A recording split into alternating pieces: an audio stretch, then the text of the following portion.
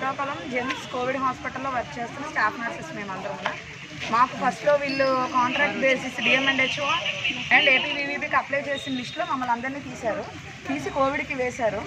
ఆ రోజు night 10 o'clock message వచ్చిందండి, 27th మంత్లో మాకు. అయితే ఇది డిఎంఎండ్హెచ్ఓ తరఫున వచ్చింది కదా మెసేజ్ అని మేము అందరము వచ్చాము. 150 మెంబర్స్కి లిస్టులో ఇస్తే అందులో కొంతమంది మేము జాయినింగ్ ఆర్డర్స్ తీసుకున్నాము, మిగిలిన వాళ్ళు ఎవరు తీసుకోవాలి. అలా 3-4 లిస్టులు తీసి మీరు అందరినీ కోవిడ్ హాస్పిటల్స్కి వెళ్ళండి అంటే కోవిడ్ హాస్పిటల్స్కి వెళ్ళాము. ఈ 3 months డ్యూటీ చేసిన తర్వాత ఇప్పుడు రికవరీ రేట్ ఎక్కువ ఉంది, సో మీరు అందరూ 3 months కంప్లీట్ అయిపోయింది వెళ్ళిపోండి అని చెప్పారు. ఈ విషయం కోసమే ఫస్ట్లో జేసీ సార్తో మీటింగ్ అయినప్పుడు సార్ ఎన్ని మంత్స్ అంటే 3 months అన్నారు. సార్ 3 monthsకి అయితే మేము ఎందుకు సార్ రావడము, ప్రైవేట్ హాస్పిటల్స్లో మంచి ఆపర్చునిటీ, తర్వాత ఇన్ఛార్జెస్ ప్లేస్లో మంచి క్యాడర్లో ఉన్న వాళ్ళం మేము ఇప్పుడు ఇక్కడికి వచ్చేస్తున్నాము. మా శాలరీ పోతుంది, మా సీనియారిటీ పోతుంది. ఇక్కడ 9, 10, 15 years సీనియర్స్ ఉన్నారండి. ఇందులోనే వీళ్ళందరూ ఇప్పుడు దీనికి ఎందుకు వచ్చారు అంటే డిఎంఎండ్హెచ్ఓ గవర్నమెంట్ కదా, సో మాకు ఏమైనా ఆప్షన్ ఉంటుంది గవర్నమెంట్లో అన్న ఆలోచన మీద మేము ఇంత దూరం వచ్చాము. ఫ్యామిలీస్ని అందరినీ వదులుకొని 3 months మేము దూరంగా ఉండి ఆ పీపీ కిట్స్లో without water, without urine 8 hours duty మేము చేసాం. ఒక్కోసారి భోజనం కూడా ఉండేది కాదు. ఫ్యామిలీస్ని వదులుకొని వచ్చి మా ఇళ్లల్లో కూడా కనీసం ఎవరో ఒకరు చనిపోయినా కూడా చూడడానికి వెళ్ళలేని పరిస్థితుల్లో డ్యూటీలు చేసాం మేము. అలాంటి సిచ్యువేషన్లో అంత చేస్తున్న మమ్మల్ని గవర్నమెంట్ గుర్తించకుండా మీరు వెళ్ళిపోండి అంతండి. అది ఎంతవరకు కరెక్ట్ అండి?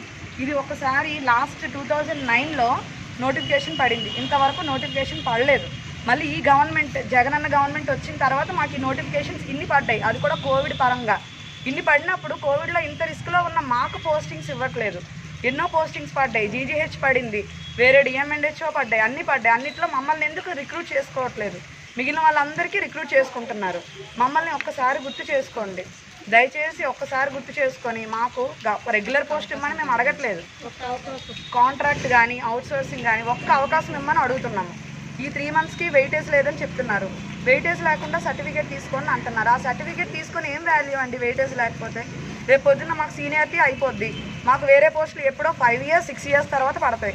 అప్పుడు సీనియారిటీ అయిపోతే మేము అన్ఫిట్ జాబ్స్కి. ఇలాంటప్పుడు మాకు యూజ్ ఉండదు కదా. సో ఇలా ఇప్పుడు మేము ప్రైవేట్ ఆర్గనైజేషన్స్కి వెళ్ళినా కూడా మమ్మల్ని తీసుకోవట్లేదు వాళ్ళు. మేము డిమాండ్ చేయడానికి కూడా లేదు శాలరీ. మా ఏజ్ అయిపోతుంది, ఇక్కడ 34, 35, 36 అబోనే ఉన్నారు తప్ప ఎవరు ఫ్రెషర్స్ లేరండి. ఇప్పుడు రిలీవ్ అయిన వాళ్ళు ఎవరూ లేరు. దయచేసి ఒక్కసారి మా బాధని అర్థం చేసుకొని ఈ గవర్నమెంట్ మాకు న్యాయం చేస్తుందని, అది జగనన్న గవర్నమెంట్లో న్యాయం జరుగుతుందని ఇంతమంది ఆడపిల్లలు మేము అడుగుతున్నాము. ఇంతమంది కుటుంబాలు రోడ్డున పడుతున్నాయి. దయచేసి ఈ గవర్నమెంట్ జగనన్న ఒక్కసారి మమ్మల్ని అందరినీ చూడండి.